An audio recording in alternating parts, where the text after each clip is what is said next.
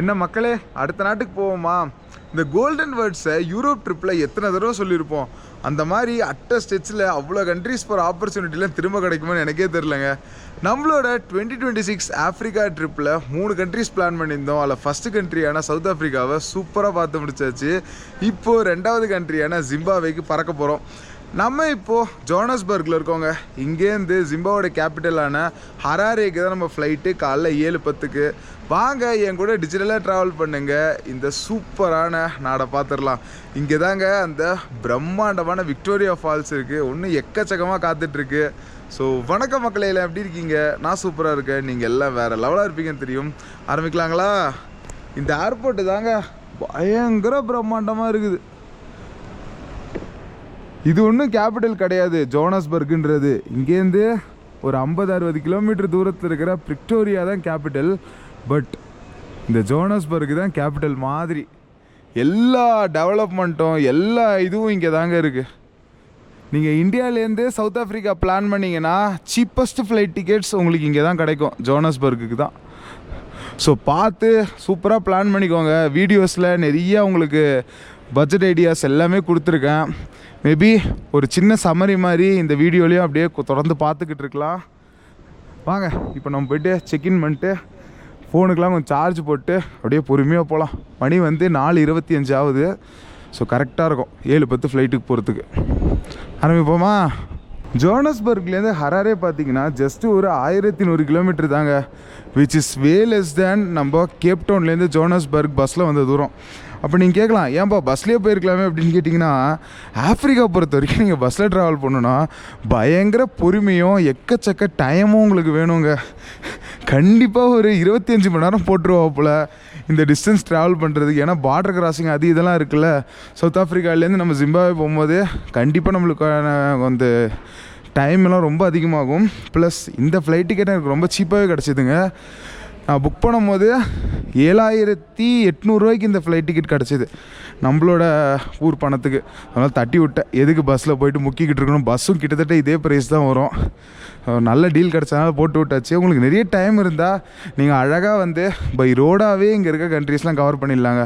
போட்ஸ்வானாக இருக்கட்டும், இல்லை மொசம்பிக்காக இருக்கட்டும், அந்த பக்கம் நமீபியா, ஜிம்பாப்வே, ஜாம்பியா முடிச்சுட்டு இந்த சவுத்தனில் இருக்க எல்லா ஆஃப்ரிக்கன் கண்ட்ரீஸையும் நீங்கள் அழகாக முடிச்சுட்டு போயிடலாம். ஸோ நம்ம சேர்ந்துட்டோம் டெர்மினல் ஏக்கு. ஒன்றும் செக்இன் ஸ்டார்ட் பண்ணலன்னு நினைக்கிறேன், கேட்டு பார்க்கலாம். எவ்வளோ காலியாக இருக்குடா ஏர்போர்ட்டு, செம்ம பெருசு. இந்த மாதிரி ஒரு கன்றாவியான சிஸ்டம் இது வரைக்கும் நான் பார்த்ததே இல்லைங்க. நம்மளோட ஃப்ளைட் டெர்மினல் ஏலேருந்து தான், ஆனால் போர்டிங் பாஸ் நம்ம டெர்மினல் பியில் போய் எடுக்கணுமா. விச் இஸ் இங்கேருந்து கிட்டத்தட்ட ஒரு 1/2 கிலோமீட்டர் அந்த பக்கம் நம்ம போய் எடுக்கணுமா. என்னடா லாஜிக் இது? நம்ம இன்றைக்கி ஃப்ளை பண்ண போகிற ஏர்லைன் சவுத் ஆஃப்ரிக்காவோட ஒரு பட்ஜெட் ஏர்லைன் அப்படின்னு சொல்லாங்க, ஃப்ளை சஃபேர் அப்படின்னு சொல்லிட்டு. அவங்களோட கவுண்டர்ஸ் வெறும் டெர்மினல் பியில் மட்டும்தான் இருக்குமா. நீங்கள் அங்கே போயிட்டு உங்களோட இதெல்லாம் கிளியர் பண்ணிட்டு இங்கிட்ட வாங்க. இங்கே நீங்கள் அழகாக செக்யூரிட்டியும் அப்புறம் பாஸ்போர்ட் கண்ட்ரோல், அதாவது இமிக்ரேஷன் தாண்டி நீங்கள் போய்க்கலான்றாங்க. நான் என்னோடய இத்தனை கண்ட்ரி ஹிஸ்ட்ரியிலேயே இதாம்மா தடவை கேள்விப்படுறேன். போர்டிங் பாஸ் ஒரு டெர்மினல்லையும் போர்டிங் ஒரு டெர்மினல்லையும் நடக்கிறது. ஐயோ, மறுபடியும் அவ்வளோ தூரம் போகணுமே. இது தெரிஞ்சுருந்தால் இது பண்ணியிருக்கலாம். ஸோ நீங்கள் இந்த பக்கம்லாம் வரீங்கன்னா அந்தந்த ஏர்லைனுக்கு ஒரு டெர்மினல்னு போட்டு வச்சுட்டானுங்க. பட் இது இன்டர்நேஷ்னல் ஃப்ளைட்னால டெர்மினல் ஏல டிபார்ட் ஆக வேண்டியது ஒரு கட்டாயம். அங்கிட்டு போயிட்டு கடன் போர்டிங் பாஸ் எடுத்துக்கிட்டு வருவோம். எந்த விதமான கேள்விகளும் இல்லாமல் ஒரே செகண்டில் போர்டிங் பாஸ் எடுத்துன்னு வந்தாச்சுங்க. இதுக்கு முக்கிய காரணம் இந்தியன் பாஸ்போர்ட் ஹோல்டர்ஸ்க்கு எந்த விதமான ப்ரீ அப்ரூவ்டு விசாவும் தேவையில்லைங்க. நம்மளுக்கு விசான்னு அரைவல் இருக்குது. ஏர்போர்ட்டுக்கு போயிட்டு பணத்தை கட்டிட்டு நாட்டுக்குள்ளே போயிட்டே இருக்க வேண்டியதான். ஸோ ஒன்றையே வெயிட் பண்ணுறீங்க, சட்டுப்புட்டுனே இந்த கண்ட்ரிக்கெலாம் கிளம்பி வந்துடுங்க. சவுத் ஆஃப்ரிக்கா விசாவும் ரொம்ப ஈஸி பண்ணிட்டாங்க. ஒரு செல்ஃபி எடுங்க, விசா எடுங்க, பக்கத்து கண்ட்ரிக்கு விசான்னு அரைவல் விசிட் பண்ணிட்டு போயிட்டே இருப்போம். இந்த ஃப்ளை சஃபேரில் ஒரு நல்ல விஷயம் என்னென்னா, வெப் செக்இன் பண்ணும்போது உங்களுக்கு ஃப்ரீ சீட் செலெக்ஷன் ஆப்ஷன் தராங்க. ஸோ நானே ஒரு விண்டோ சீட்டும் செலக்ட் பண்ணிட்டேன். ஜாலியாக போகிறோம், அழகான வியூஸ் என்ஜாய் பண்ணிட்டு இறங்கிடலாம். செக்யூரிட்டி கிளியர் பண்ணி இமிக்ரேஷன் முடிச்சுட்டு அந்த பக்கம் வந்துடுறேன். நான் போர்டிங் கவுண்டரில் ஒரு செகண்ட் வெறுப்பேற்றிட்டானுங்க. நம்ம எல்லாருக்கும் விசான அரைவல் இருக்குது, அங்கேருந்து வந்தாலும் எதுவும் கேட்க மாட்டாங்க. பட் நீங்கள் ஆஃப்ரிக்காலேருந்து போகிறீங்க, பெரிய பிரச்சனையாகும். இப்போயே உட்காந்து விசா அப்ளை பண்ணு, அங்கே போய் நீ பே பண்ணிக்கொண்டான். என்னடா ப்ரொசீஜர் இது? நான் விசான அரைவல் எடுக்க போகிறேன், நீ எதுக்கு என்ன விசா அப்ளை பண்ண சொல்கிறேன்னு சொல்லிட்டு சரியான சண்டை மேலே. அதுக்கப்புறம் சண்டை போட்டு சேர்ந்தாச்சு உள்ள. போர்டிங் பாஸில் எடுத்துகிட்டு அவன் பாட்டுக்கு போயிட்டான். டேய் அவ்வளோதான். ஆல்ரெடி சவுத் கொரியாவில் இந்த மாதிரி பண்ணியிருக்காங்கன்னு சொல்லிட்டு ஒரு செம காண்டாயிடுச்சுங்க. அதெல்லாம் நீங்கள் எந்த ஒரு டென்ஷன் ஆகாதீங்க. விசான ரெவெல்லாம் இருந்தால் அதை யூஸ் பண்ணுங்கள். அந்த இடத்துல போய்ட்டு இவிஸ் அப்ளை பண்ணிக்கிட்டு இருக்காதிங்க, சரியா? ஏன்னா ஒரு சூப்பரான சிஸ்டம் நம்மளுக்கு கொடுத்துருக்காங்கன்னா அதை யூஸ் பண்ணுவோம். கவர்மெண்ட் வெப்சைட்லேயே போட்டிருக்கு, அப்புறம் எதுக்கு நீங்கள் பயப்படணும் அதுக்கெலாம். இந்த போர்டிங் ஆளுங்க இருக்காங்களே சப்பி பயிலுவேன். இது யாவுனத்தை உசுரை உண்டை வாங்கிட்டு சாரி எது யாவுனத்தை வாங்கிக்கிட்டு இருக்கிறது உயிரை. சரி அப்படியே போய் ஏறுவோம் வாங்க. ஓ என்னடா இது இந்த பக்கம் போகிற மாதிரி இருக்குது. இது நீங்கள் போகிறது இந்த விண்டோவாவது நல்லா கிளியராக இருந்தால் அருமையான வியூஸ் எடுத்துக்கிட்டு போகலாங்க. பார்ப்போம். நம்ம கென்யா ஏர்வேஸ் மாதிரி குதறி வைக்காமல் இருந்தால் சரித்தேன். இன்னைக்கு நைட்டு டர்பன்லேருந்து இந்த வண்டியில் தான் வந்தேன். ஸோ நல்லா தான் இருந்துச்சு window. So hopefully window should be good. பெருமானே ஆப்ரிக்கா ஃபுல்லாகவே உங்களுக்கு அந்த போயிங் 737 தாங்க யூஸ் பண்ணுறாங்க. ஏர்பஸ் A320 ரொம்ப கம்மியாக இருக்குது. முன்னாடி இப்போ உட்காரலாம் வாங்க. டப்பு டிப்பு டும் டும் டப்பு டிப்பு டும். இந்த ஏர்லி மார்னிங் ஃப்ளைட்டில் இது ஒரு பெரிய பிரச்சனைங்க. தூக்கம் கண்ணை சொருவுது. எப்படி வீடியோ எடுக்க போகிறேன்னு எனக்கும் தெரிலப்பா. ஸோ தூங்கி தூங்கி பார்த்து எடுப்போம். விண்டோ வர செம க்ளீனாக இருக்குது. ஸோ அழகழகான லேண்ட்ஸ்கேப் உங்களுக்கு காட்ட போகிறேன். ஹராரேலே இப்போ டெம்பரேச்சர் பார்த்திங்கன்னா வெறும் 18 டிகிரி செல்சியஸ் ஆங்க. நல்லா குளுகுளுன்னு தான் இருக்கும் போல இருக்குது. விண்டோ நல்லா இருந்தாலே ஒரு தனி மூஞ்சில் பொலி வருதுப்பா. ஏன்னா செம்ம அழகாக வெளில வேடிக்கை பார்த்துட்டு போகலான்றதால. ஐயோ எப்படி இருக்கு பாருங்க. பாய் பாய் சவுத் ஆஃப்ரிக்கா. பின்னாடி ஃபேமிலியோட கண்டிப்பாக வந்து சந்திப்போம். டர்பன் என்னோட மோஸ்ட் ஃபேவரட் சிட்டியாக போயிடுச்சுங்க. அவ்வளோ அழகு. இப்படி இருக்கு பாருங்க ஊர். சொர்க்கங்க இது. I love Durban. 1 மணி நேரம் சரியான தூக்கங்க. இப்போதான் வந்து எழுப்பி விட்டாங்க. லேண்டிங் ஆக போகிறோம் அப்படின்னு சொல்லிட்டு வெளில எட்டி பார்த்தா ஊர் செம்ம அழகாக இருக்குங்க. பார்க்குறீங்களா? எப்பயுமே இந்த ஆப்ரிக்கா ட்ரிப்லாம் மழை காலத்துக்கு அப்புறம் பிளான் பண்ணுங்க மக்களே. ஏன்னா ஊர் செம பச்சை பசேன்னு பயங்கரமாக இருக்கும். வாவ். அவுட்டர்லலாம் வந்து பெருசாக வீடுகளே கிடையாதுங்க. இந்த ஏரியா வந்து உங்களுக்கு உள்ளே போக போக ரொம்ப கம்மி பாப்புலேஷன் தான். ஜிம்பாப்வேலாம் டூரிஸ்ட்டும் கம்மியாக தான் விசிட் பண்ணுறாங்கப்பா. வரவங்கலாம் ஜாம்பியா வழியாக வந்துட்டு விக்டோரியா ஃபால்ஸ் மட்டும் பார்த்துட்டு போயிடுறாங்க. நீங்கள் உள்ளே இறங்கி பார்த்தீங்கன்னா இன்னும் சூப்பராகவே இருக்கும். இடத்த அப்படியே ரசிக்கிட்டு வாங்க. தேங்க்ஸ் டு ஃப்ளை சஃபயர் இந்த மாதிரி ஒரு சூப்பரான கண்ணாடி நம்மளுக்கு கொடுத்ததுக்கு. நல்ல ஒரு பெரிய மாடர்ன் பில்டிங் மாதிரி எதுவுமே இல்லைங்க. எல்லாமே ரொம்ப நார்மலாக இருக்குது பாருங்கள். ஒரு ப்ராப்பர் கிராம ஃபீல் தான் இருக்குங்க.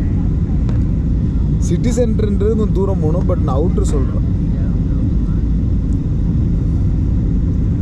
ஓஹோ ஹோ மண்ணை ஆட்டையை போடுறாங்க போல இருக்கு. நம்மள மாதிரி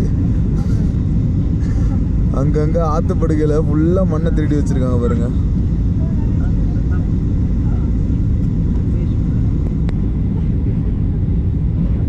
எவ்வளவு க்ரீனாக இருக்குது. வாங்க அப்படியே ஒரு லேண்டிங்கை போடுவோம்.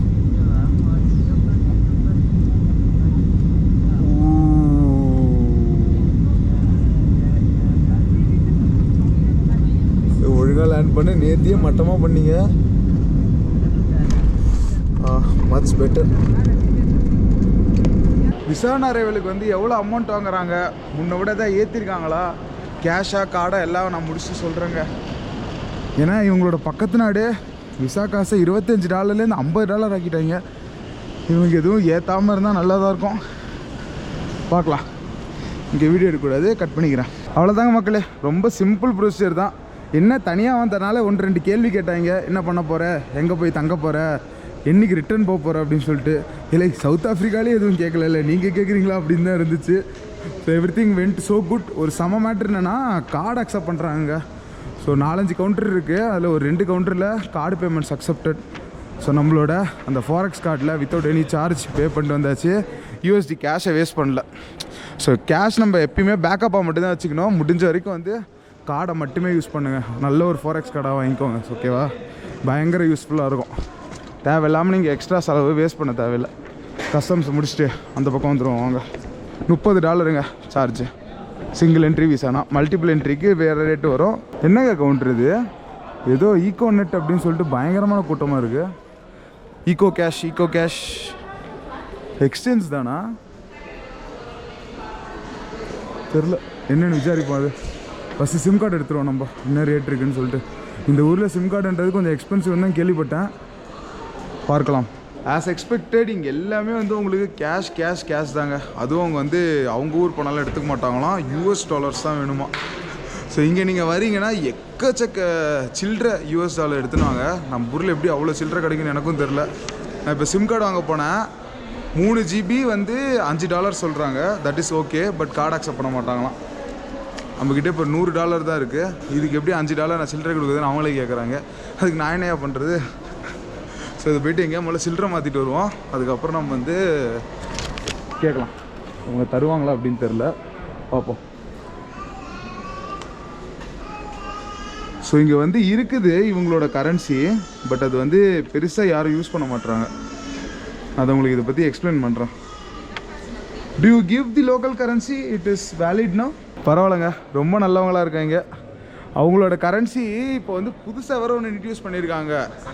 ஓகேவா? முன்னாடி இருக்க கரன்சி வந்து அந்த அளவுக்கு கேவலமாக பர்ஃபார்ம் பண்ணதுனால அதை தூக்கி போட்டு இப்போ புதுசாக ஒன்று எடுத்துகிட்டு வந்திருக்காங்க. பட் அதையும் மக்கள் யூஸ் பண்ண தயங்குறாங்களாம். எல்லோரும் வந்து $1 நாங்கள் வச்சுக்கிறோம் அப்படின்னு சொல்லிட்டு. இது எவ்வளோ ஆபத்தானதுன்னு அவங்களுக்கு தெரிலங்க. முன்னாடி இந்த விலைவாசியோடு இப்போ எக்கச்சக்கமாக ஏறி போச்சு டாலர் இவங்க யூஸ் பண்ணுறதுனால. என்றைக்குமே நம்ம லோக்கல் கரன்சி இல்லாமல் இருந்துச்சுன்னா அது ரொம்ப ஆபத்தான ஒரு விஷயம்தான். இருங்க, சிம் கார்டு வாங்கிட்டு போயிடலாம். எல்லா ப்ராசஸும் பயங்கர மேனுவலுங்க.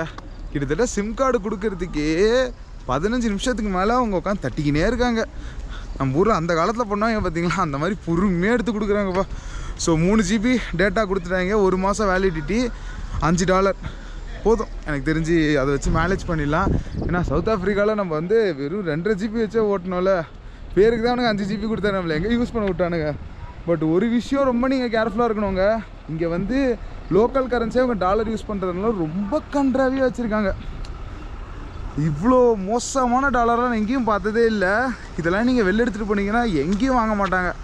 ஸோ இந்த நாட்டில் நீங்கள் வாங்குகிற டாலர்ஸை முடிஞ்ச வரைக்கும் இங்கேயே செலவு பண்ணிட்டு போயிருங்க. வெளியில் போனால் இது செல்லாது 100% நான் சொல்கிறேன். ஸோ இப்போ அப்படியே வெளில போயிட்டு நம்ம காம்பி எடுத்து போக வேண்டியதான் சிட்டி சென்டருக்கு. நம்ம சவுத் ஆஃப்ரிக்காலாம் போனோம்ல, அந்த ஷேர் டாக்ஸி நிறையா இருக்குங்க. வெளில வந்தோடனே அவங்க சொல்லுவாங்க, இங்கெல்லாம் வந்து எந்த டிரான்ஸ்போர்ட்டும் கிடையாது சிட்டிக்கு போகிறதுக்கு, நீங்கள் டாக்ஸியில் தான் போகணுன்னு. அதெல்லாம் ஒன்றும் கிடையாது. பகல் டயத்தில் வந்தீங்கன்னா உங்களுக்கு இந்த ஷேர் டாக்ஸி சிட்டி சென்டருக்கு அழகாக கூப்பிட்டு போயிடுவாங்க. வாங்க எவ்வளோ ரேட்டுன்னு விசாரிப்போம். சில்லறை தேவைப்படும், அதுக்கு தான் என்ன பண்ணுறதுன்னு தெரில, பார்க்கலாம். கசைக்கு புழிஞ்சு டாலருக்கு என்னடா இப்படி ஒரு கேவலமான மரியாதை அப்படின்ட்டு இருக்கீங்க. கிளைமேட் அட்டகாசமாக இருக்குங்க. வெயில் அடிக்கிற மாதிரி இருக்குது, ஆனால் வெயிலே தெரியல. இதுதான் வந்து ஏர்போர்ட்டுக்கு வெளியில் போகிற ஒரு ஹைவே மாதிரி. அங்கிட்டு போய் நில்லுங்க, கண்டிப்பாக காம்பி வரும் அப்படின்ட்டு இருக்காங்க. போயிடலாம்.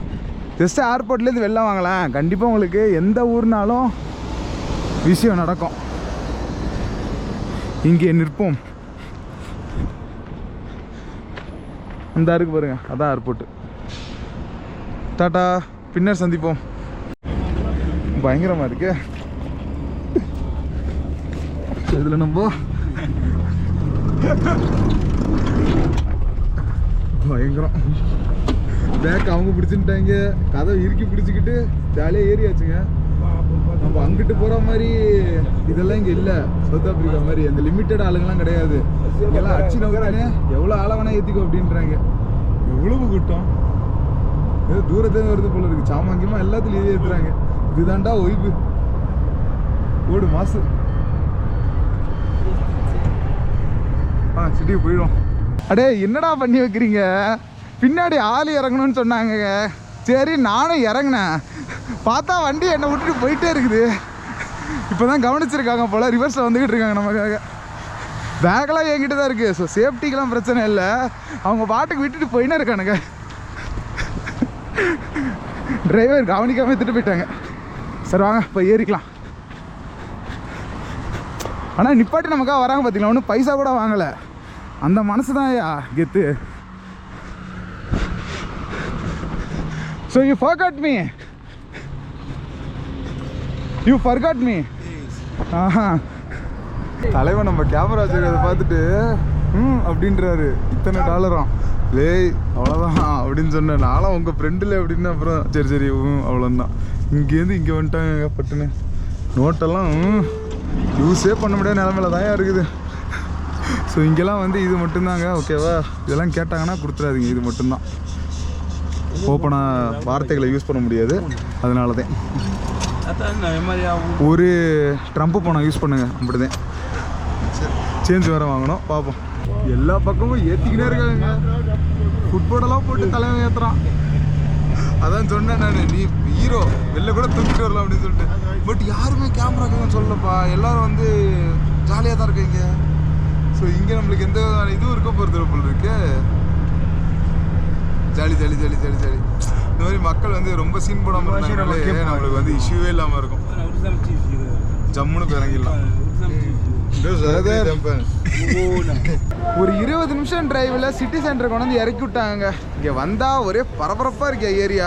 முக்கியமான விஷயம் 2 அடிக்கு ஒரு இடத்துல இந்த மாதிரி வந்து கார்டு போட்டு பணம் எடுத்துறேன் அப்படின்னு போட்டிருக்காப்புல. 1 2லாம் இல்லைங்க, ஓயாமல் இருக்குது. அது என்ன ஆகிட்டு வந்தான்னு தெரில. நீங்கள் என்ன கொடுத்தாலும் ஸ்வைப் பண்ணி டாலர்ஸ் கொடுப்பாங்களா? என்ன மேட்ரு? ஸோ இங்கே பணம் தான் வந்து விளையாடுதுப்பா. நம்ம ஏதாவது ஒரு கடைக்குள்ளே போந்து ஏதாவது சாட்டு போட்டு அப்புறம் வேலையை பார்ப்போம். நிறைய இருக்க வேண்டியது உங்ககிட்ட சொல்லதுக்கு. ஒன்று ஒன்றா எக்ஸ்ப்ளோர் பண்ணி பார்ப்போம். எந்த விதமான சந்தேகமும் வேணாங்க. உகாண்டாவில் கிடச்ச அதே ஒரு ரா எக்ஸ்பீரியன்ஸ் நம்மளுக்கு கிடைக்க போகுது. நீங்கள் இது வரைக்கும் சவுத் ஆஃப்ரிக்கா பார்த்துட்டு ஒரு மாதிரி நினச்சிட்டு இருப்பீங்க. பட் இங்கே தான் நம்ம இறங்கி குத்த வேண்டியதாக இருக்கும். உங்களுக்கு ஜாம்பியான்றதே மறுபடியும் ஒன்று கொஞ்சம் நல்லா மாறிடுவோங்க. ஸோ ஜிம்பாப்வேல தான் நம்மளுக்கு அந்த ஃபுல் இந்த எக்ஸ்பீரியன்ஸ் கிடைக்கும். எப்படி தாறு மாதிரி இங்கிட்ட அங்கிட்டு ஓடி வந்துட்டு இருக்காங்க பாருங்களேன். அங்கிட்ட ஹராரே ரயில்வே ஸ்டேஷன் இருக்குது போல இருக்குது. ஜஸ்ட் நம்ம சுற்றி பார்ப்போம். அப்புறமா பயங்கரமாக பசிக்குதுங்க. என்ன கிடைக்கும் தான் பார்க்கணும். இங்கே சாப்பிட ரயிலில் போலீஸ் காவலர் வேறு நம்மளை பார்த்துட்டே போகிறாரு. இங்கே எல்லாத்தையும் அப்படியே தூக்கி போட்டு வச்சுருக்காங்க சிம் கார்டெல்லாம். இங்கே பிரச்சனை என்னன்னால அவங்கக்கிட்ட சில்லறை கிடையாதுங்க டாலருக்கு. ஸோ ஒரு தண்ணி பாட்டில் எதை எடுத்தாலும் $1 அப்படின்றாங்க. யோசிச்சு பாருங்கள். அப்போ வந்து என்ன மாதிரி ஒரு ரேட்டாக இருக்கும் அப்படின்னு சொல்லிட்டு எல்லாம். பட் இங்கே இருக்க மக்களுக்கு அவ்வளோ சம்பாதிக்கிற இதெல்லாம் கிடையாது. ஸோ அவங்களே ரொம்ப கஷ்டப்பட்டுட்டு தான் இங்கே இருக்காங்க. கொஞ்சம் உள்ளார போனால் $1க்கு 2 அப்படிலாம் கிடைக்கும். ஏன்னா இவங்ககிட்ட சென்ட்டு அந்த சில்லறை கிடையாது. 50 சென்ட் அதுக்கெலாம் விற்கிறதுக்கு. வாங்கினா நீங்கள் $1க்கு பல்காக தான் வாங்கிக்கணும். எவ்வளோ ஒரு பணவீக்கத்தினால தத்தளிக்கிறாங்க இந்த மக்கள் இங்கே.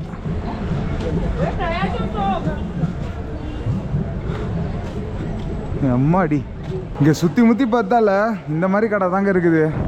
பீஃப் பர்கர்லாம் $1க்கு தராங்க. Hot dog plus chips $2.5. மொதல் 50 சென்ட்டுக்கு ஒன்று பார்த்துட்டேன்ப்பா. பட் சில்லறை கிடையாது. நீங்கள் ரவுண்டாக தான் வாங்கி ஆகணும்.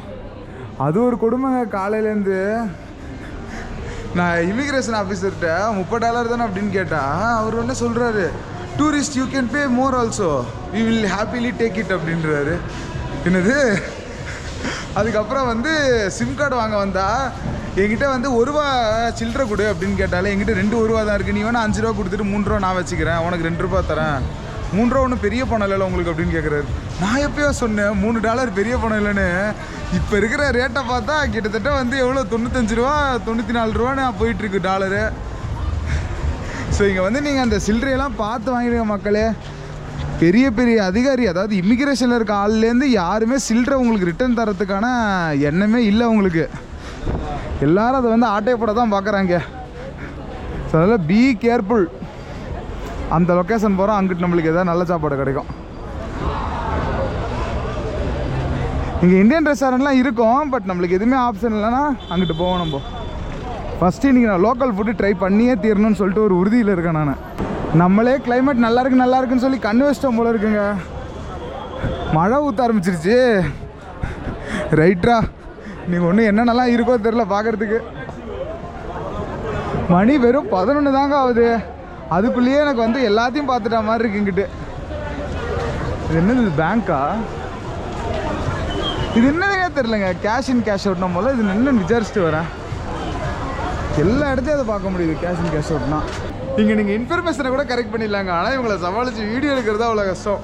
நம்ம முன்னாடியே பார்த்துருப்போம்ல, சவுத் ஆஃப்ரிக்காவில் கூட அவ்வளோ இல்லை. பட் இந்த ஏரியாலாம் வந்துட்டிங்கனால நம்ம வீடியோ எடுக்கிறோட காசு கொடு அப்படின்னுவாங்க. இங்கே $1 கேட்குறாங்க வீடியோ எடுக்கிறதுக்கு. அப்புறம் நான் சொன்னேன், இல்லை அவன் ஃப்ரெண்டில் இந்தியனில் அப்படின்னோடனே சரி போ அப்படின்னு சொல்லிட்டு போல தலைவன்.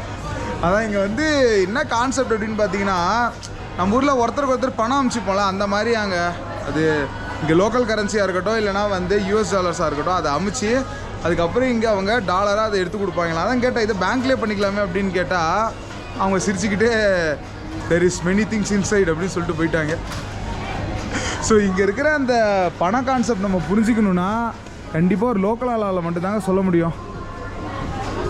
நான் இங்கே வந்து நம்ம சவுத் ஆஃப்ரிக்கா அண்ணா இருக்காங்களா, அவங்களோட ஒரு ஃப்ரெண்டு இங்கே இருக்காப்புலையா.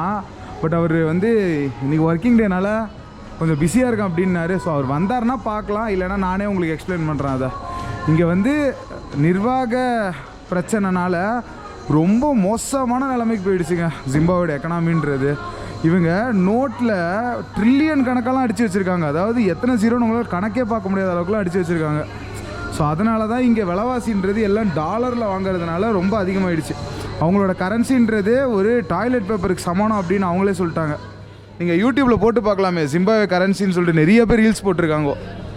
இதெல்லாம் வந்து டாய்லெட் பேப்பருக்கு சமானம் அப்படின்னு சொல்லிட்டு அந்த அளவுக்கு ஒரு வெறுப்பாயிடுச்சு இங்கே இருக்க மக்களுக்கெல்லாம். வாவ். ஸோ இதெல்லாம் எங்கள் லோக்கல் ஃபுட்டு போல். வெஜ்ஜுன்ற பேச்சுக்கே இடம் இல்லை போல இருக்கு. இதெல்லாம் தான் கிடைக்கும் உங்களுக்கு வெஜ்ஜுனா. ஸோ சின்னதாக வந்து ஏதாவது ஒரு ஐட்டத்துக்கு போய்ட்டு விலைவாசி மட்டும் பார்த்துடலாம் வாங்க. ஜூஸ் பாட்டில்லாம் பாருங்கள், கிட்டத்தட்ட வந்து $1.9. இப்போ $190 பக்கம் எப்பா. ஸோ நார்மல் சிப்ஸ் பேக்கெட் போய் பார்ப்போம் எவ்வளோ இருக்குதுன்னு சொல்லிட்டு.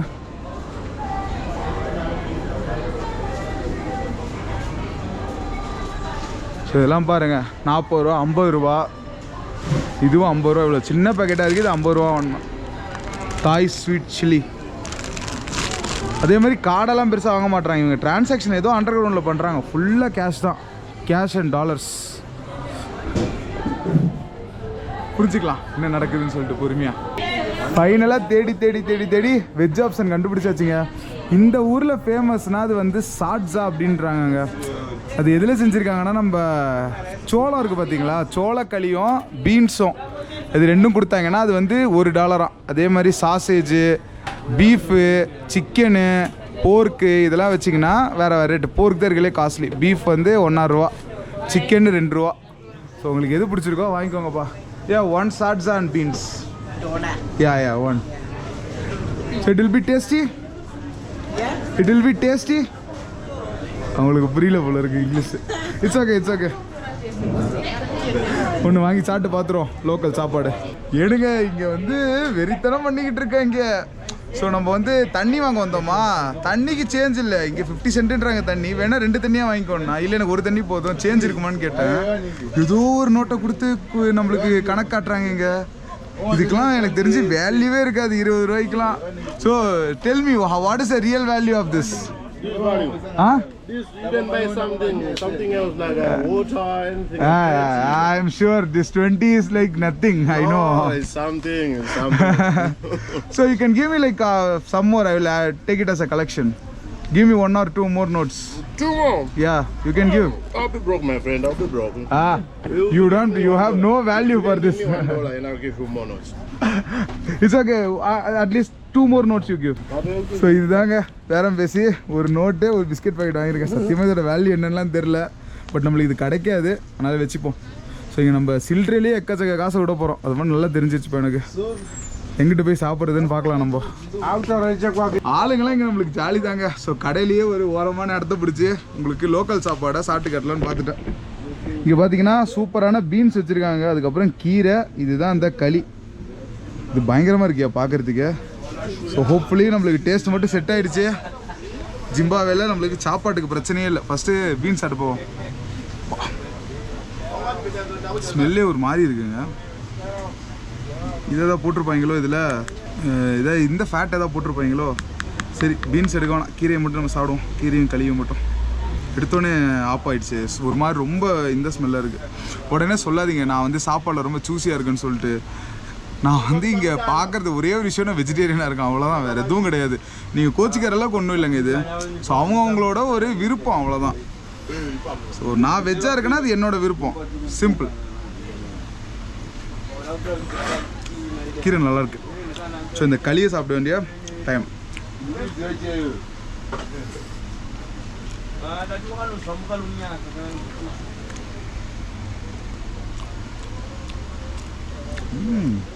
ஏன் நல்லா இருக்குதுப்பா, ரைஸ் மாதிரி தான் இருக்குது இந்த களி. நைஸ். அம்மாவோட பருப்பொடி இருக்குது, அதை தொட்டு சாப்பிட்டோன்னா இது ஈஸியாக உள்ள தள்ளிடலாம். இதான் உங்கள் லோக்கல் டிஷ்ஷு. பீஃப் அது இதுன்னு சொல்லிட்டு எக்கச்சக்க வெரைட்டி வச்சுருக்காங்க. சாப்பிட்டு என்ஜாய் பண்ணிக்கோங்க. Hi people, I love you. You're so good and you're so nice. I need you in life so that any day we can meet. Sure. One of the days. Okay, we are already best friends. In Shona, we are saying Dokudai Mese Maganaka no Tinderana Chiwirirana. Okay man. Yo, bro. Enjoy. Bye. Hey, bye bro. Bye. Camera பார்த்துட்டு அவங்களே என்ன வீடியோடா, ஒன்றும் பிரச்சனை இல்லை, நான் உனக்கு நல்லா வந்து லோக்கல் லாங்குவேஜை க்ரீட் பண்ணுறேன் அப்படின்னாப்புல. சரி ஓகே எடுத்து விட்ருவோம் அப்படின்னு சொல்லிட்டு வந்தாச்சுங்க. என்னை இப்போ எல்லோரும் நோட்டம் விட்டுருப்பாங்க இந்த ஏரியாவில். கிட்டத்தட்ட ஒரு மணி நேரமாக இந்த 4 ஏரியாவில் தான் சுற்றி வந்துக்கிட்டு இருக்கேன். சரிங்க போதும், நம்ம வந்து அந்த சைடு போயிட்டு ஏரியாவை சுற்றி பார்க்க ஆரம்பிச்சிடலாம். Super experience. ஆனால் இங்கே அட் இஸ் ஃபார் ஷுவர். பின்னாடி நீங்கள் பார்த்துட்டு இருக்க இந்த பியூட்டிஃபுல்லான கட்டடம் தாங்க டவுன் ஹால் ஆஃப் ஹராரே அப்படின்றாங்க. 1890s British south African company தான் இந்த ஊரை வந்து தொடங்கியிருக்காங்க. அப்போ இது வந்து ஒரு பவர்ஃபுல் கேபிட்டலாகவே இருந்திருக்குன்னு சொல்லலாம். அப்போ வந்து இதுக்கு பேர் வேறு, ஆனால் அதுக்கப்புறம் இங்கே ஷோனா மக்கள் அவங்களோட ஒரு தலைவரோட பேரையே இதுக்கு வச்சுட்டாங்க. இந்த ஹராரேன்ற வார்த்தைக்கு இன்னொரு அர்த்தம் பார்த்திங்கன்னா தூங்கா நகரம் அப்படின்றாங்க அந்த ஷோனா மொழியில். இந்த ஜிம்பாப்வேயோட ஒரு ஸ்பெஷாலிட்டினா இது வந்து one of the highest official languages கொண்ட ஒரு கண்ட்ரிங்க. கிட்டத்தட்ட 16 அஃபிஷியல் மொழி இருக்குது. அது இல்லாமல் இங்கே வந்து ஏகப்பட்ட ட்ரைபல் மொழி இருக்குது. இந்த ஷோனா மொழி நம்ம வந்து இந்த நார்தர்ன் பார்ட் ஆஃப் சவுத் ஆஃப்ரிக்காவில் கூட பார்த்துருப்போம். ஸோ இங்கே இருக்க மக்கள் எல்லாமே அதான் பேசுகிறாங்கப்பா. இதுக்கு சரியான எழுத்து வடிவம்லாம் கிடையாது, வெறும் வார்த்தை வடிவம் தான். இல்லாமல் அவங்க எழுதுறது வந்து இங்கிலீஷ் ஸ்டைலில் தான் எழுதிக்கிறாங்க. இங்கே நீங்கள் வந்து எதாவது பொழைக்கணும்னா கண்டிப்பாக உங்களுக்கு அந்த ஷோனா மொழின்றது தெரிஞ்சிருக்கணுங்க. எப்படி இருக்குது பாருங்கள், நல்லா பெரிய பெரிய கட்டடமாக நல்ல ஒரு செழிப்பாக வாழ்ந்த இடம் தான் இந்த ஜிம்பாப்வே கேபிட்டலான ஹராரே. ஸோ சிட்டி சென்டரை விட்டு நம்ம இந்த பக்கம் அந்த பக்கம் நவுருவோம். இங்கே ட்ரெயின் ஸ்டேஷன் இருக்குங்க பக்கத்தில், அது ஜஸ்ட்டு இப்போ எங்கள் விசாரிப்போம் இப்போ எங்கள் ட்ரெயின் ஓடுதா ஓடலையா அப்படின்னு சொல்லிட்டு. 99% ஓடாதுன்னு தான் நினைக்கிறேன், பார்ப்போம். சொல்லு தலைவா. எஸ் லொச்சக். Yeah where is a train station here, railway station. Hello. தலைவனுக்கு இங்கிட்ட வந்து நம்மக்கிட்ட இதுதான் கேட்பாங்க. நம்ம அப்படியே லைட்டாக வந்து ஓரம் கட்டிடுவோம். Where is a train station here, train station. Train here. Okay bye. Bye. நம்ம கரன்சி நம்மக்கிட்ட இல்லைனா எவ்வளோ பிரச்சனை இப்போ புரியுதா உங்களுக்கு? இதோட ரேட்டு வந்து 25 cents தானா, ஆனால் இவங்ககிட்ட மினிமம் பைசா பார்த்தீங்கன்னா $1. ஸோ நான் வாங்கினா நம்ம 4 வாங்கணும், இல்லைனா அவன் சேஞ்ச் அவங்ககிட்ட விட்டு கொடுத்துட்டு போனோம். ஸோ இதுதான் இங்கே பிரச்சனையே. செம்மையாக இருக்குதுங்க. ஆனால் காணு இட்ஸ் லுக்கிங் ஸோ குட். ஐயோ ஆசையாக இருக்குது, ஏன்னா 4 வாங்கி எப்படிங்க சாப்பிட்றது? நீங்கள் எப்படிங்க இதை டேக்கிள் பண்ணுவீங்க? நீங்கள் ட்ராவல் பண்ணுறதுலாம் ஈஸியாக தான் இருக்க போகுது, இது பணம் மேனேஜ் பண்ணுறது தான் இதுல ரொம்ப கஷ்டமாக இருக்க போகுது. யார்ட்டையும் சில்லறை கிடையாது, $1 விட்டுட்டு போகிற அளவுக்கு நம்ம நல்லவனும் கிடையாது, அதான் எங்கள் பிரச்சனை. பட் எனக்கு ஒரு சின்ன டவுட் என்னன்னால, உங்களுக்கு இந்த எக்கனாமிக்ஸ் ஏதாவது ஐடியா இருந்துச்சுன்னா எனக்கு சொல்லுங்கள். ஒரு ஃபுல் நாட்டோட கரன்சியே டாலருக்கு ஒரு சில வருஷத்தில் மாறுதுன்னா இவ்வளோ டாலர் மேலே எப்படிங்க உள்ளே வந்தது? என் கொஸ்டின் புரியுதா?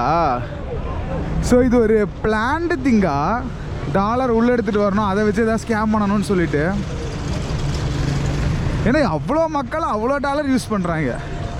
இப்போ நம்ம ஊர்லேயும் டாலர் இருக்குது, பட் கரன்சி மொத்தமாக டாலர்லேயே டிரான்சாக்ஷன் பண்ணணும்னா முடியுமா நம்மளால்? அது எவ்வளோ டாலர் நீங்கள் இம்போர்ட் பண்ணணும் first? Something is completely fishy. இங்கே ஏதோ தப்பு நடந்திருக்கு, ஆனால் அது என்னன்னு தான் நம்மளால் கண்டுபிடிக்க முடியல. கேட்கலாம் லோக்கலாக எங்கிட்டலாம். நம்ம அந்த ரயில்வே ஸ்டேஷன் பக்கம் தான் போயிட்டுருக்கோம். இப்படியோ போகலாம். ஒட்டுமொத்த சிட்டியுமே உங்களுக்கு பரபரப்பாக தான் இருக்குது. அங்கிட்டு போயிட்டு நம்ம நெக்ஸ்ட்டு புலவாயோ அப்படின்னு சொல்லிட்டு ஒரு இடத்துக்கு போக போகிறோம். அங்கே போகிறதுக்கு ட்ரெயின் எதாவது இருக்கான்னு விசாரிக்க போகிறேன். 99% ட்ரெயின் இருக்காது, பட் ஜஸ்ட் என்ன ஒரு செக் தானே. ஆப்ரிக்காவில் வந்து ஒரு ட்ரெயின் ஜேர்னி போகணுன்னு சொல்லிட்டு ஒரு செம்ம எக்ஸ்பீரியன்ஸாக இருக்கும். எனக்கு நோவில் நான் ரயில்வே ஸ்டேஷனை பார்க்க போகிறேன்ற பேரில் ஏதோ சம்பவத்தில் போய் நானே சிக்கிக்க போகிறனோன்னு ஒரு ஃபீலிங்காக இருக்குது. வழி கேட்டால் இதுதான் வழி அப்படின்றாங்க ரயில்வே ஸ்டேஷன் போகிறதுக்கு. ஆத்தாடி ஆத்தா, ஐயோ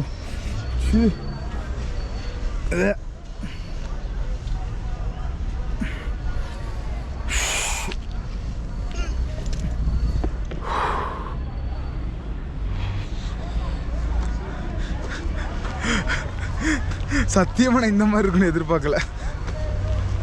ஏதோ இருக்கும், சரி நம்ம அந்த சிபிடி ஏரியா மாதிரி தான் இருக்க போது நினச்சா இது அதி பயங்கரம் இருக்கு பாருங்க. ட்ராக்கு எந்த பக்கம்? இப்போது ஆக்சுவலாக மேலே போனால் அந்த ஒயர் எல்லாத்தையும் ஆட்டையை போட்டாங்க போல இருக்குங்க. ஒன்றுமே இல்லை பாருங்கள் இந்த இடத்துல, வெறும் ட்ராக் மட்டும்தான் இருக்குது. அதையும் வந்து ஏதோ கட்டு கம்பி வச்சு சுற்றி வச்சுருக்காங்க, நல்ல பெரிய பெரிய கம்பியாக. ஆனால் அதையும் உருவிட்டு போயிடுவாங்க போல இருக்கு. அந்த சைடு தான் வந்து நம்மளுக்கு ஸ்டேஷன் இருக்குன்னாங்க. சும்மா அந்த காலத்து ஸ்டேஷன் எப்படி இருக்குன்னு பார்க்குறது இவ்வளோ இது பண்ணி போயிட்டுருக்கேன் நான். அதுக்கு பின்னாடி தான் ஒரு பெரிய இந்த செட்டில்மெண்ட் ஏரியாவும் இருக்குமா. ஸோ ரெண்டுத்தையும் பார்த்துட்டா ஒரு ஃபஸ்ட் இம்ப்ரெஷன் அதோடு முடிஞ்சிடும் நமக்கு. கடன் போவோம் வாங்க. இந்த இடத்துல ரொம்ப ஸ்லோவாக போகலாம், நம்மளால முடியாது. உங்கள்கிட்ட கொஞ்சம் தைரியமாக இருக்கிற மாதிரி இருந்தாலும் உள்ளே கொஞ்சம் அப்படின்னு தான் இருக்குது. ஹோப்ஃபுல்லி உருப்படியாக போயிடும் அந்த பக்கம். தேவையில்லாத ரிஸ்க் எடுக்கிறோமோ பரவாயில்ல, ஒரு எக்ஸ்பீரியன்ஸ் தான். என்ன ஆகிட போகுது? ஏனுங்க மக்களே, ட்ரெயின் சவுண்டு கேட்குது. ஏதோ கூட்ஸா இல்லை பேசஞ்சர் ஓடுதா? ஒன்றும் ட்ராக்லாம் கண்ட்ராவே கிடக்குங்க, பூரா உடஞ்சி போய். இதெல்லாம் எப்படி ட்ரெயின் ஓட்டுறாங்க அந்த மாதிரி தான் இருக்குது. ஐயோ, இதுதான் Harare station.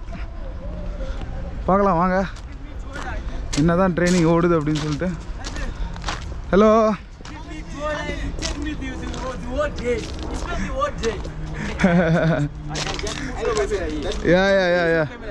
yeah. How are you? Yeah, Zimbabwe is great. Zimbabwe is cool. Visit Zimbabwe. Zimbabwe is open for business. Yeah, man. Okay, thank you. Thank you, boss. Zimbabwe. Vibe Pro Max. So இங்கிட்டலேருந்து அந்த இது மட்டும் ஒன்று ஓடுது போல இருக்கு. வந்துட்டோங்க. அருமையான ஸ்டேஷன். அங்கே பாருங்கள், மரத்தில் செஞ்ச பெட்டிலாம் வச்சுருக்காங்க. ஒன்றும் இந்த காலத்து தில்லானா மோகனாம்பால் காலத்தில் ஓட்டினது போல். புலவாயோ நம்ம ஒரு ஏரியாவுக்கு போவோம், அங்கே இதோட பழமையானதெல்லாம் பார்க்கலாம். இந்த உடஞ்ச ட்ராக்லேயும் ஓட்டின்னு தாங்க இருக்காங்க கூட்ஸு. எப்படி ஆடுது பாருங்க பெட்டிலாம், சேஃபே இல்லை.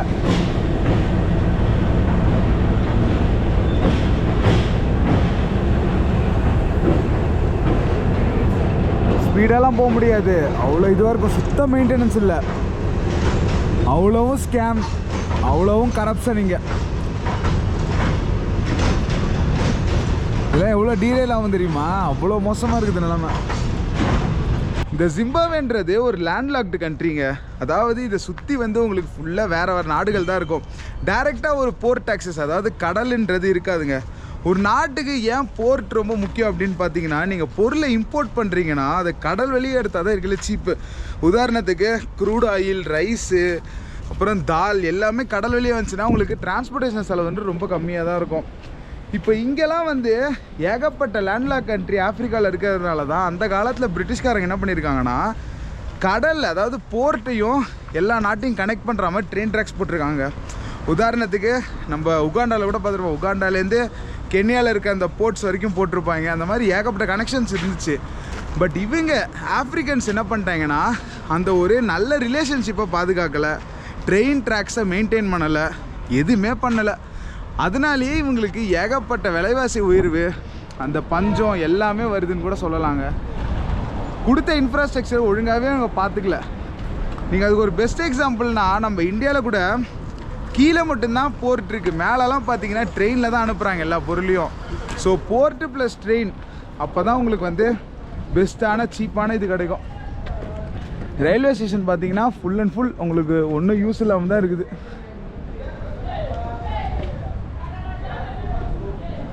ஸோ பேசஞ்சர் ட்ரெயின்ஸ்லாம் எதுவும் ஓடலையாங்க, கூட்ஸ் மட்டும் குடுன்னு எப்பயாவது கொஞ்சோண்டு ஓடுது, அவ்வளோதான். என்னடா விலைவாசி இது? LPG gas refill ton here $1.5 per kg ஆங்க. 150 ரூபா ஒரு கிலோ. ஐயோயோ. ஸோ இதுதாங்க இங்கே பெரிய பிரச்சனையாக இருக்கு. டாலரில் பே பண்ண சொல்கிறாங்க, அந்த அளவு இவங்களுக்கு டாலரில் சம்பளம் கிடைக்க மாட்டேங்குது. ஒரு காம்பீரியட் எடுத்தால் $1, அவங்களுக்கு சம்பளம் எவ்வளோ வரும் நீங்களே யோசிச்சு பார்த்துக்கோங்க. அப்போ ரொம்ப கஷ்டம்பா இந்த ஏரியாவில் பொழப்போட்டுன்றது. ஸோ ஈவினிங் வந்து நம்மளுக்கு ட்ரெயின் இல்லைன்னு கன்ஃபார்மாக தெரிஞ்சிருச்சு. ஸோ பஸ்ஸு இப்போ போய் விசாரிப்போம், புலவாயோ அப்படின்ற ஏரியாவுக்கு போகிறதுக்கு என்ன ஆப்ஷன் இருக்குது அப்படின்னு சொல்லிட்டு. பஸ்ஸெல்லாம் பலமாக இருக்குங்க. சவுத் ஆஃப்ரிக்காவில் எந்த அளவு கம்ஃபர்டபுளாக சுற்றி வந்தோமோ அதுக்கு அப்படியே ஆப்போசிட்டாக தான் இருக்க போதுன்னு நினைக்கிறேன் இங்கே நம்ம சுற்றி வருது. இதுதான் இவங்ககிட்ட இருக்க பஸ்ஸா இல்லை அவங்க நல்ல பஸ்லாம் இருக்குமா?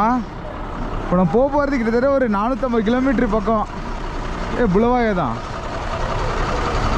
விக்டோரியா ஃபால்ஸுக்கே போகுதுங்க டைரெக்டாக. இது பாருங்க, பிக் ஃபால்ஸ். ஸோ நம்ம போக வேண்டிய எல்லா இடத்தையும் இது கவர் பண்ணுதுப்பா.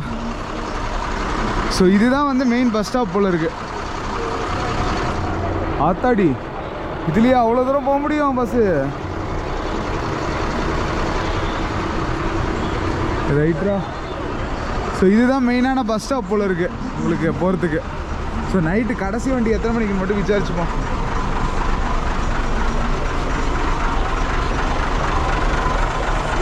இது எங்கே போகுது?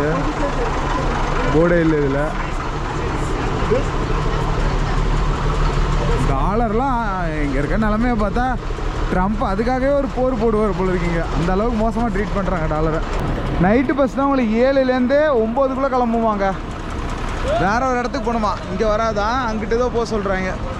Okay, that is well and nice. Night bus இருக்கே, அதுவே போதும் நமக்கு. ஏன்னா இந்த ஊரெல்லாம் பஸ்ஸுன்றது ரொம்ப மோசங்க, விடிய ஓட்டுவாங்க. அதனால் நீங்கள் எப்போ ஏறினாலும் கூகுள் ஒரு 5 மணி நேரத்தில் போயிடலான்னு சொல்லுவோம். பட் பஸ்ஸு கிட்டத்தட்ட ஒரு 8லேருந்து 10 மணி நேரம் கூட ஓட்டுவாங்களாம். அதனால் நைட்டில் மட்டுமே ட்ராவல் பண்ணுவோம், பகலில் வேணாம். பகலில் போனோன்னா கண்டிப்பாக டைமுன்றது எக்கச்சக்கமாக வேஸ்ட் ஆகும் இந்த ஏரியாவில். ஸோ இப்போ வாங்க, இந்த சென்ட்ரல் ஏரியா பார்த்தது போதும், கொஞ்சம் நல்ல ஏரியா போயிட்டு அதுக்கப்புறம் நிறைய நம்ம ஹிஸ்ட்ரியை டிஸ்கஸ் பண்ணுவோம். ஓகேவா? இதோட இந்த வீடியோ நம்ம எண்ட் பண்ணிக்கலாம். Life is just enjoy. Bye மக்களே, பாய். அடுத்த வீடியோ வாங்க, கொஞ்சம் நல்ல விதமாக நம்ம வந்து ஜிம்பாப்வே பார்ப்போம். ஆனால் அதில் நிறைய விஷயம் இருக்குது நம்ம பேச வேண்டியது. எவ்வளோ ஓப்பனாக பேச முடியும் அப்படின்னு தெரியல, அதான் பிரச்சனைங்க. உங்களுக்கு எல்லாத்தையும் அசால்ட்டாக இங்கே சொல்லிவிட்டு அதுக்கப்புறம் ஆல்ரெடி ஆப்ரிக்கானா நம்ம ஊரில் என்னென்னோ நினைக்கிறாங்க. இதெல்லாம் பார்த்து இந்த சென்டர் பாயிண்ட்டை தவிர மிச்ச அவுட்ரு போக பயங்கரமாக இருக்கும். இந்த புலவாயோ, விக்டோரியா ஃபால்ஸ், இந்த ஏரியாலாம் பார்த்தீங்கன்னா தாறுமாறாக இருக்கும் உங்களுக்கு. இங்கே நிறைய வெளியாளுங்க வந்து இருந்து அவங்க பண்ணுற இந்த தப்பான வேலைகள்னால தான் இந்த ஏரியா இவ்வளோ மோசமாக இருக்குது. இல்லைனா it should not be this bad. வெண்டைக்காலம் எவ்வளோ ஃப்ரெஷ்ஷாக இருக்குது பாருங்கள். சரி, முடிச்சுப்போமா? பை.